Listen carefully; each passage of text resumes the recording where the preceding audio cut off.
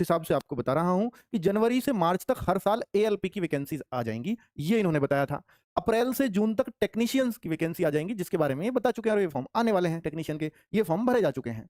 आगे बात करें कि भाई जुलाई से सितंबर के बीच में आपकी एक नॉन टेक्निकल पॉपुलर कैटेगरीज होती हैं, यानी टेक्निकल की अलग वैकेंसीज होती हैं, एक नॉन टेक्निकल की अलग होती है, जिसको हम एनटीपीसी की वैकेंसीज बोलते हैं। इसका शॉर्ट फॉर्म नॉन टेक्निकल का एनटीपीसी होता है। तो ये जो एनटीपीसी है, ये जो जॉब होती है, अब आपने टेक्नीशियन देखा, एएलपी देखा, तो ये बहुत छोटे ग्रेड की जॉब है, ये कोई बहुत बड़ी जॉब नहीं है, बहुत छोटे ग्रेड की जॉब है। लेकिन जो नॉन टेक्निकल वाली जॉब है रेलवे में, ये काफी अच्छी मानी जाती हैं। इसका कारण यह है कि ये लेकर के क्लर्क, हेड क्लर्क से लेकर के स्टेशन मास्टर तक आप इसी के थ्रू बनते हैं। तो ये लेवल 4, 5, 6, जो 6 लेवल होता है, ये स्टेशन मास्टर तक का होता है। हालांकि बीच में लेवल 5 और लेवल 4 पे भी बहुत अच्छी अच्छी पोस्ट हैं। अगर मैं इसमें सैलरी काउंट करूं तो ये आप ये मान के चलिए, अगर आप सैलरी की काउंटिंग करेंगे तो यहाँ 45,000 से सैलरी लगभग लगभग ऐसी, अगर स्टेशन मास्टर की आप सैलरी देखोगे तो वो करीब 65 के तक यहाँ पर सैलरी बनेगी। तो लेवल के हिसाब से मान लो लेवल 4 है तो 45, किसी अच्छे सिटी में तो 50 भी बन जाएगी लेवल 4 पे। लेवल 5 पे जो सैलरी है ये करीब करीब 55 के आसपास बन जाएगी, और लेवल 6 की सैलरी 65-70 के बीच में रहेगी। ठीक है।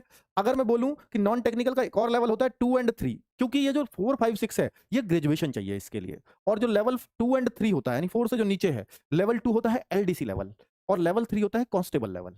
इनको अगर मैं वैसे बोलूं जिससे आप जानते हो, तो भाई ये जो सैलरीज होती हैं, अब एक क्लर्क की सैलरी आपकी 32,000 से लेकर के, और एक जो आपकी लेवल 3 पे बनेगी, ये करीब 40 के तक। तो ये जो सैलरीज बनेंगी, ये अंडर ग्रेजुएट है, मतलब अंडर ग्रेजुएट मतलब 12th पास हो तो आपको एनटीपीसी का लेवल 2 और 3 में जॉब मिल जाती है। पर क्या एनटीपीसी के लिए क्या करना पड़ता है सर? तो वो सारा प्रोसेस मैं अभी बताने वाला हूं। और सबसे बड़ी बात कि भाई ये जो फॉर्म है, ये जुलाई से सितंबर के बीच में पड़ेंगे। अब जैसे इनकी बात थी तो ये फॉर्म जनवरी में आ गए, पहले महीने में। इनकी बात है तो ये फॉर्म अप्रैल में आ रहे हैं, और इनकी बात है तो ये फॉर्म जुलाई में ही आएंगे। फिर आने चाहिए, जैसे ये पहले पहले महीने में ही आ रहे हैं, लिख रहा है चाहे जुलाई से सितंबर, पर जो रिकॉर्ड बता रहा है वो ये बता रहा है कि इनमें से पहले महीने में आ जाएंगे।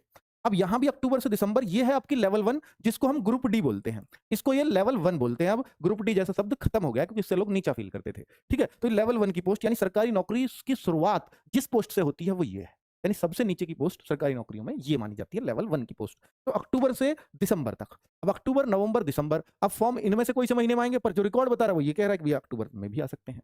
पॉसिबिलिटी अक्टूबर की रहेगी। तो ये सारा मैंने आपको बहुत अच्छे से कैलेंडर समझा दिया है। अब बात आती है कि सर इनका एग्जाम कब कब होगा। जैसे एएलपी का एग्जाम घोषणा हो गई है कि भैया जुलाई अगस्त में होगा। इसकी एग्जाम की घोषणा टेक्नीशियन वाले पदों की जुलाई अगस्त के बाद सितंबर अक्टूबर हो गई है। तो ये जो एनटीपीसी और ग्रुप डी की बोलेंगे, तो ये तो अगले साल जाएंगे, मतलब अगले साल जनवरी फरवरी में हो सकता है एग्जाम चल रहा हो, या दिसंबर जनवरी में चल रहा हो। तो ये इस तरीके से पूरा पूरा पूरा शेड्यूल है आप लोगों के लिए। अब मैं यहाँ पर सिर्फ 2 ही तरह की बातें करूँगा, क्योंकि टेक्नीशियन की मैं अलग से वीडियो बना चुका हूँ। मैं आपके जो है, जो पहला एएलपी है, उसके लिए अलग से वीडियो बना चुका हूँ। अब बात करूँगा सिर्फ एनटीपीसी और ग्रुप डी की, क्योंकि यही वैकेंसीज आगे आने वाली हैं। हालाँकि बीच में आरपीएफ, जो इस कैलेंडर में ज़िक्र तक नहीं था, तो 14 अप्रैल को आरपीएफ की वैकेंसी आ रही है, क्योंकि वो इसके अंडर नहीं आ रहा होगा किसी तरीके से, क्योंकि उसका कुछ प्रोपोर्शन आरआरबी लेती है, कुछ आरपीएफ खुद कराता है, तो इसलिए उसको इस कैटेगरी में नहीं रखा। यहाँ पूरा वो रखा है जो आरआरबी पूरा प्रोसेस कराती है। ठीक है, क्लियर? तो आरपीएफ का 14 अप्रैल से फॉर्म आ रहे हैं, या 15 अप्रैल से सॉरी, और 14 मई लास्ट डेट है। तो वो आरपीएफ की अलग वैकेंसीज हैं, 4608 वैकेंसीज वो अनाउंस 4660 वैकेंसीज वो अनाउंस हो चुकी है कांस्टेबल और सब इंस्पेक्टर के। अभी तो 5 तरह की वैकेंसी हो गई, एएलपी, टेक्नीशियन, आरपीएफ, अब एनटीपीसी, फिर ग्रुप डी। तो 5 तरह की ये पोस्ट है। तो मैं सिर्फ 2 पोस्ट पे बात करने वाला हूं। अगर हम एनटीपीसी की बात करें, जिसमें मैंने बोला कि भाई आपका जो है कि कहां से लेवल 2 से लेकर के लेवल 6 तक जिसमें आप बनते हो, जिसमें 12th भी चाहिए कुछ पोस्ट पे, कुछ पोस्ट में ग्रेजुएशन चाहिए। तो अगर आप 12th हैं तो आप कुछ ही पोस्ट के लिए एलिजिबल है एनटीपीसी में, और अगर आप ग्रेजुएट हैं तो आप सभी पोस्ट के लिए एलिजिबल हैं। और नॉर्मल ग्रेजुएशन चाहिए, नॉर्मल 12th, ऐसा नहीं कोई स्पेसिफिक होता है कि आपको इसमें चाहिए, ऐसा नहीं होता। तो भाई एनटीपीसी में हर बच्चे को, चाहे 12th का हो चाहे वो ग्रेजुएशन लेवल का हो, आपको जो है 2 सीबीटी देने पड़ते हैं। एक फर्स्ट स्टेज का सीबीटी, एक सेकंड स्टेज का सीबीटी। अब जो सीबीटी 1 होता है, ये तो सबके लिए कॉमन होता है।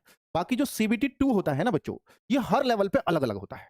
भाई लेवल 2 और 3 के लिए एक सा सीबीटी 2 हो जाएगा, लेवल 4 के लिए अलग सीबीटी 2 है। तो एक बच्चे ने अगर वो अलग अलग फॉर्म सारे लेवलों में फॉर्म भर रखा है, तो उसको अलग अलग सीबीटी 2 देने पड़ते हैं। क्लियर? चलो, अब टाइपिंग और एप्टीट्यूड टेस्ट। अब ये टाइपिंग क्या देना ही होता है सबको? नहीं, क्योंकि जिनमें कुछ पोस्ट क्लरिकल जॉब की होती हैं। अब जैसे स्टेशन मास्टर है, मैंने एक एग्जांपल ले रहा हूं स्टेशन मास्टर के, उस नाम को सब जानते हैं, हालांकि बहुत सारी तरह की पोस्ट है एनटीपीसी के अंडर। तो जो उसमें टाइपिंग ही नहीं चाहिए, उसमें एक साइकोलॉजिकल टेस्ट होता है जिसको सीबीएटी बोलते हैं, वो बाद में किया जाता है, जो एएलपी में भी होगा आपका लगभग, है ना। तो टाइपिंग एप्टीट्यूड जो है सभी पोस्ट के लिए नहीं है। अगर मान लीजिए वहां टोटल अगर 10 तरह की पोस्ट हैं, तो 10 में से हो सकता है 4 में ही आपका टाइपिंग टेस्ट पूछा जाए, स्किल टेस्ट। ठीक है, कुछ में तो बिना टाइपिंग के ही सिर्फ आपने 2 सीबीटी निकाले, आपका फाइनल सिलेक्शन हो गया, डॉक्यूमेंट वेरिफिकेशन कराओ और मेडिकल कराओ, आपका काम खत्म। ठीक है, और लास्ट